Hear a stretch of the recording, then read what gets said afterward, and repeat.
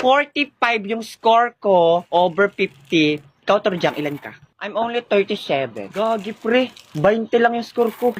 Yung akin nga, 5 lang. Monica, ilan ka? Ako? 43. Goodness gracious ka rin. You're mas mataas ang score kay Renzo. 44 lang si Renzo. Pre, totoo? Oo. Nalimutan ko sagutan yung sa likod. Ano ba, Torjang? Mas matalino kaya talaga ako kay Renzo. Talagang tinatamad lang ako mag-aral kaya laging second honor. Pero paano pa kaya pag nagseryoso ako? Eh di ako na ang first. Sarap talaga siya muraan itong bida-bida na ito. Ilang ka, Trisha?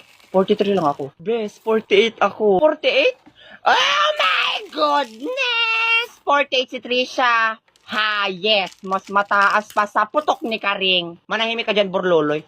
Patingin nga. Oh my God, 48 nga siya, Karing. Napaka-bobowers mo pala eh. Talaga ba, Torjang?